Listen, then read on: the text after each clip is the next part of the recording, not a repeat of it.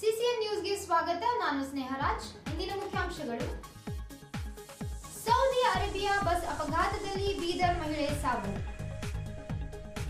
ವಿದ್ಯುತ್ ಅವಘಡ ಆಗದ ರೀತಿಯಲ್ಲಿ ಅಧಿಕಾರಿಗಳು ಎಚ್ಚರಿಕೆ ವಹಿಸಿ.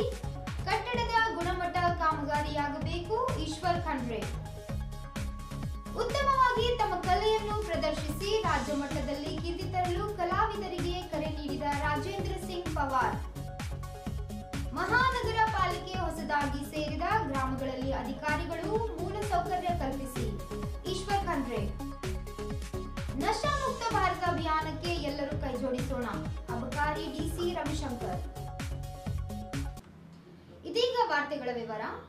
ಹೈದರಾಬಾದ್ ಮೂಲಕ ಸೌದಿ ಅರೇಬಿಯಾಗೆ ಮಹಿಳೆ ಪ್ರಯಾಣ ಬೆಳೆಸಿದರು. ಬೀದರ್ನ ಮೈಲೂರು ನಗರದ ಸಿಎಂಸಿ ಕಾಲೋನಿಯ ರೆಹಮತ್ ಬಿ 80 ವರ್ಷದ ಮೃತಪಟ್ಟ ಮಹಿಳೆಯಾಗಿರುತ್ತಾರೆ. ಮೃತಪಟ್ಟ ಮಹಿಳೆಯು ಬೀದರ್ನಿಂದ ಹೈದರಾಬಾದ್ಗೆ ತೆರಳಿ ಹೈದರಾಬಾದ್ ನಗರದಿಂದ ಸೌದಿಗೆ ಹೋಗಿದ್ದರು. ಸೌದಿಯಿಂದ ಮೆಕ್ಕಾ ಮದೀನಾಗೆ ತೆರಳುವಾಗ ಟ್ಯಾಂಕರ್ಗೆ ಡಿಕ್ಕಿ ಹೊಡೆದು ಈ ದುರಂತ ಸಂಭವಿಸಿದೆ. ಭೀಕರ್ ಬಸ್ ದುರಂತದಲ್ಲಿ ಸಾವನ್ನಪ್ಪಿದ್ದ 45 ಜನರಲ್ಲಿ ರೆಹಮತ್ ಬಿ ಕೂಡ ಒಬ್ಬರಾಗಿದ್ದಾರೆ.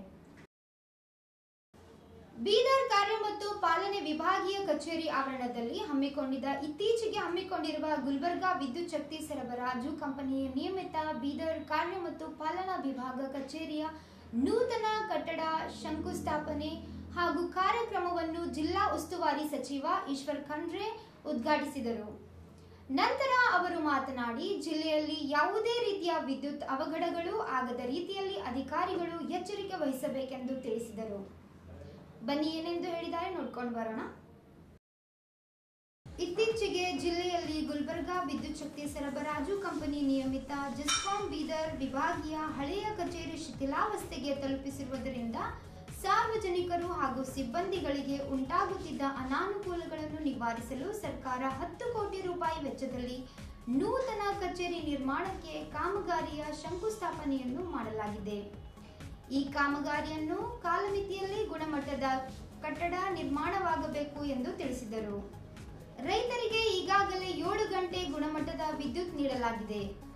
ಜೆಸ್ಕಾಂನಲ್ಲಿ ಈಗಾಗಲೇ ಸಿಬ್ಬಂದಿಗಳ ಕೊರತೆ ಇದ್ದು ಅವುಗಳನ್ನು ಶೀಘ್ರದಲ್ಲಿ ಭರ್ತಿ ಮಾಡಲು ಕ್ರಮ ಕೈಗೊಳ್ಳಲಾಗುವುದು.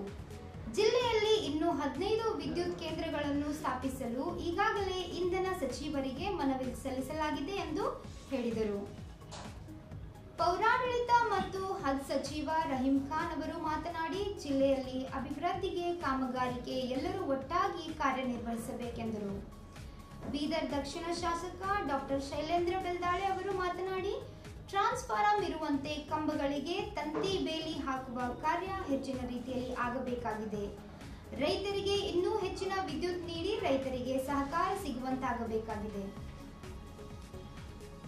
ಈ ಕಾರ್ಯಕ್ರಮದಲ್ಲಿ ಅಚ್ಚುಕಟ್ಟು ಪ್ರದೇಶಾಭಿವೃದ್ಧಿ ಪ್ರಾಧಿಕಾರಿ ಕೃಷ್ಣಾ ಮೇಲ್ದಂಡ ಯೋಜನೆ, ಭೀಮರಾಯನಗರ ಕಲಬುರಗಿ ಅಧ್ಯಕ್ಷರಾದ ಬಾಬಾ ಹೊನ್ನನಾಯಕ್, ಗುಲ್ಬರ್ಗಾ ವಿದ್ಯುತ್ ಶಕ್ತಿ ಸರಬರಾಜು ಕಂಪನಿ ನಿಯಮಿತ ಕಲಬುರಗಿ ಅಧ್ಯಕ್ಷ ಪ್ರವೀಣ್ ಪಾಟೀಲ್ ಹರವಾಡ್, ಬೀದರ್ ಮಹಾನಗರ ಪಾಲಿಕೆ ಅಧ್ಯಕ್ಷ ಮಹಮ್ಮದ್ ಗೌಸ್, ಅಧೀಕ್ಷಕ ಅಭಿಯಂತರು, ವೃತ್ತ ಕಚೇರಿ ಗುಲ್ಬರ್ಗಾ ವಿದ್ಯುತ್ ಸರಬರಾಜು ಕಂಪನಿ ನಿಯಮಿತ ಬೀದರ್ನ ವೀರಭದ್ರಪ್ಪ ಸಾಲಿಮನಿ, ಬೀದರ್ನ ಕಾರ್ಯಪಾಲನೆ ವಿಭಾಗದ ಕಾರ್ಯನಿರ್ವಾಹಕ ಅಭಿಯಂತರರಾವ್ ರಮೇಶ್ ಪಾಟೀಲ್, ಜೆಸ್ಕಾಂ ವೃತ್ತ ಕಚೇರಿ ಸಹಾಯಕ ಕಾರ್ಯಪಾಲಕ ಅಭಿಯಂತರರಾವ್ ಆನಂದ್ ಎಂ ಪಾಂಚಾಳ್, ವಿದ್ಯುತ್ ಗುತ್ತಿಗೆದಾರರು ಸೇರಿದಂತೆ ಇತರರು ಉಪಸ್ಥಿತರಿದ್ದರು.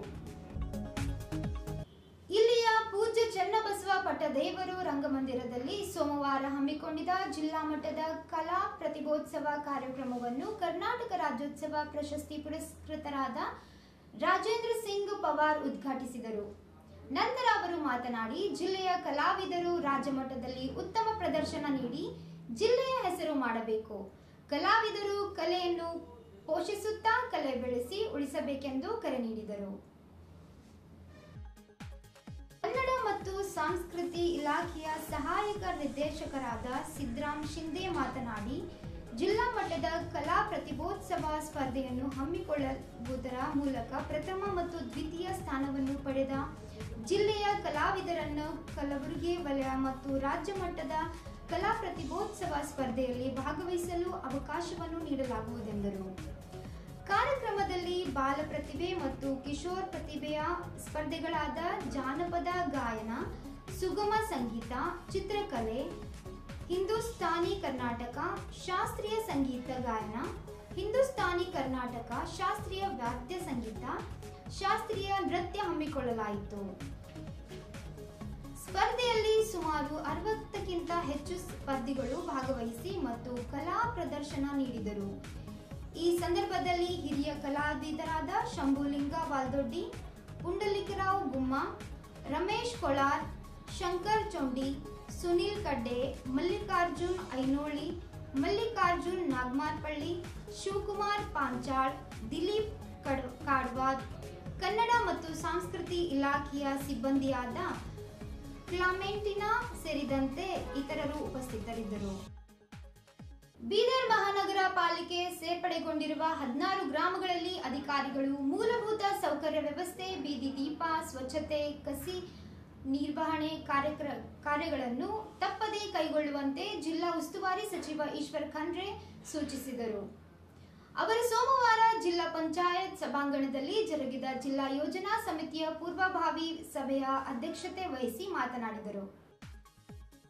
ಅಭಿವೃದ್ಧಿ ಯೋಜನೆಗಳನ್ನು ಗ್ರಾಮ ಮಟ್ಟದಿಂದ ರೂಪಿಸಿ ತಾಲೂಕು ಹಾಗೂ ಜಿಲ್ಲಾ ಪಂಚಾಯತ್ಗಳ ಹಂತದಲ್ಲಿ ಜಿಲ್ಲಾ ವಲಯದ ಯೋಜನೆಗಳೊಂದಿಗೆ ಸಂಯೋಜಿಸಿ ಕ್ರೋಢೀಕರಿಸಿದ ಯೋಜನೆಗಳನ್ನು ಯೋಜನಾ ಇಲಾಖೆ ಸಲ್ಲಿಸುವ ನಿಟ್ಟಿನಲ್ಲಿ ಎಲ್ಲಾ ನೋಡಲ್ ಅಧಿಕಾರಿಗಳು ನವೆಂಬರ್ 30ರೊಳಗೆ ಗ್ರಾಮದ ಸಭೆ ನಡೆಸಿ ಕ್ರಿಯಾ ಯೋಜನೆಯನ್ನು ಸಲ್ಲಿಸಬೇಕೆಂದರು.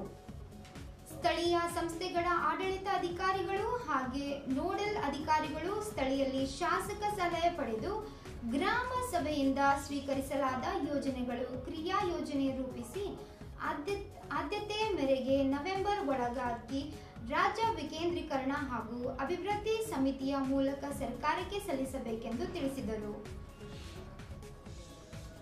ಈ ಕ್ರೋಢೀಕರಿಸಿದ ಯೋಜನೆಗಳನ್ನು ಬರುವ ರಾಜ್ಯ ಆಯವ್ಯಯದಲ್ಲಿ ಅಳವಡಿಸಿಕೊಳ್ಳಲು ಅನುಕೂಲವಾಗುವಂತೆ ಯೋಜನಾ ಇಲಾಖೆಗೆ ಸಲ್ಲಿಸಬೇಕಾಗಿದೆ.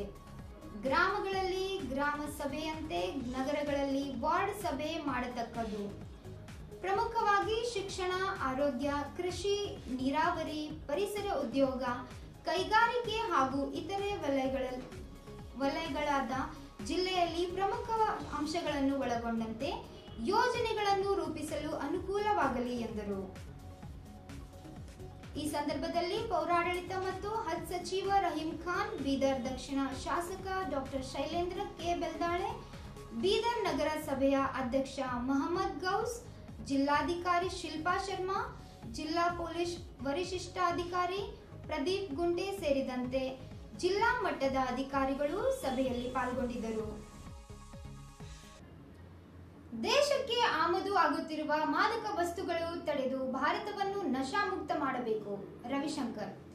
ನಶಾಮುಕ್ತ ಭಾರತ ಅಭಿಯಾನಕ್ಕೆ ಎಲ್ಲರೂ ಕೈಜೋಡಿಸೋಣ ಎಂದು ಅಬಕಾರಿ ಇಲಾಖೆಯ ಜಿಲ್ಲಾಧಿಕಾರಿ ರವಿಶಂಕರ್ ತಿಳಿಸಿದರು. ಅವರು ಮಂಗಳವಾರ ಜಿಲ್ಲಾಧಿಕಾರಿಗಳ ಕಚೇರಿಯಲ್ಲಿ ಜಿಲ್ಲಾಡಳಿತ, ಜಿಲ್ಲಾ ಪಂಚಾಯತ್, ಮಹಿಳಾ ಮತ್ತು ಮಕ್ಕಳ ಅಭಿವೃದ್ಧಿ ಇಲಾಖೆ ಹಾಗೂ ಜಿಲ್ಲಾ ವಿಕಲಚೇತನರ ಹಿರಿಯ ನಾಗರಿಕ ಸಬಲೀಕರಣ ಇಲಾಖೆಯವರ ಸಂಯುಕ್ತಾಶ್ರಯದಲ್ಲಿ ಆಯೋಜಿಸಲಾಗಿದ್ದ ನಶಾಮುಕ್ತ ಭಾರತ ಅಭಿಯಾನ 5ನೇ ವಾರ್ಷಿಕೋತ್ಸವದ ಅಂಗವಾಗಿ ಜಿಲ್ಲಾ ಮಟ್ಟದ ಪ್ರತಿಜ್ಞೆ ವಿಧಿ ಕಾರ್ಯಕ್ರಮದಲ್ಲಿ ಅವರು ಮಾತನಾಡಿದರು. ಇಂದಿನ ಯುವ ಜನತೆಗೆ ದುಶ್ಚಟಗಳಿಗೆ ಹತ್ತಿರವಾಗುತ್ತಿದ್ದಾರೆ. ಆದ್ದರಿಂದ ಕೇಂದ್ರ ಸರ್ಕಾರ ದೇಶದಾದ್ಯಂತ ನಶಾಮುಕ್ತ ಭಾರತ ಅಭಿಯಾನ ಹಮ್ಮಿಕೊಂಡಿದೆ. ಭಾರತ ಒಂದು ಯುವ ರಾಷ್ಟ್ರವಾಗಿದ್ದು ರಾಷ್ಟ್ರ ನಿರ್ಮಾಣ ಮತ್ತು ಅಭಿವೃದ್ಧಿಯಲ್ಲಿ ಯುವ ಜನತೆಯ ಪಾತ್ರ ಬಹಳ ಮುಖ್ಯವಾಗಿದೆ. ಯುವ ಜನತೆ ಆರೋಗ್ಯ ಮತ್ತು ಸ್ವಾಸ್ಥ್ಯ ಜೀವನ ನಡೆಸಲು ಅನುವು ಮಾಡಿಕೊಡಬೇಕು ಎಂದರು. ಇಂದು ಪಂಜಾಬ್ನ ಅಮೃತ್ಸರ್ನಲ್ಲಿ ಅಧಿಕೃತ ಕಾರ್ಯಕ್ರಮ ನಡೆಯುತ್ತಿದೆ. ಇತ್ತೀಚೆಗೆ ಗುಜರಾತಿನ ಕರಾವಳಿಯಲ್ಲಿ ಬಹು ದೊಡ್ಡ ಮಟ್ಟದಲ್ಲಿ ಮಾದಕ ದ್ರವ್ಯವನ್ನು ವಶಪಡಿಸಿಕೊಳ್ಳಲಾಯಿತು. ಬೇರೆ ದೇಶಗಳಿಂದ ನಮ್ಮ ದೇಶಕ್ಕೆ ಮಾದಕ ವಸ್ತುಗಳು ಆಮದು ಆಗುತ್ತಿದ್ದು ಅವುಗಳನ್ನು ತಡೆದು ಭಾರತವನ್ನು ನಶಾಮುಕ್ತ ಮಾಡೋಣ ಎಂದರು. ಜಿಲ್ಲಾ ವಿಕಲಚೇತನ ಕಲ್ಯಾಣಾಧಿಕಾರಿ ಸುಭಾಷ್ ರತ್ನ ಮಾತನಾಡಿ, ಗ್ರಾಮೀಣ ಮತ್ತು ನಗರ ಪ್ರದೇಶಗಳನ್ನು ಪುನರಾವರ್ತಿಸಲು ಕಾರ್ಯಕ್ರಮ ಹಮ್ಮಿಕೊಳ್ಳಲಾಗಿದೆ. ನಶಾ ಮುಕ್ತ ಅಭಿಯಾನದ ಬಗ್ಗೆ ಸ್ಥಳೀಯ ಮಟ್ಟದಲ್ಲಿ ಹೆಚ್ಚು ಕಾರ್ಯಕ್ರಮಗಳು ಹಾಕಿಕೊಂಡು ಅರಿವು ಮೂಡಿಸಲಾಗಿದೆ ಎಂದರು. ಇದೇ ವೇಳೆ ನಶಾಮುಕ್ತ ಭಾರತ ಅಭಿಯಾನ ಅಂಗವಾಗಿ ಪ್ರತಿಜ್ಞೆ ವಿಧಿಯನ್ನು ಬೋಧಿಸಲಾಯಿತು. ಈ ಸಂದರ್ಭದಲ್ಲಿ ವಾರ್ತಾ ಮತ್ತು ಸಾರ್ವಜನಿಕ ಸಂಪರ್ಕ ಇಲಾಖೆಯ ಸಹಾಯಕ ನಿರ್ದೇಶಕ ಮಂಜುನಾಥ್ ಸೊಳ್ಳೊಳ್ಳಿ, ಸರ್ಕಾರಿ ಜೂನಿಯರ್ ಕಾಲೇಜ್ ಅಧ್ಯಾಪಕರು ಮಲ್ಲಿಕಾರ್ಜುನ್ ಲದ್ದೆ ಸೇರಿದಂತೆ ಇತರ ಅಧಿಕಾರಿಗಳು ಉಪಸ್ಥಿತರಿದ್ದರು.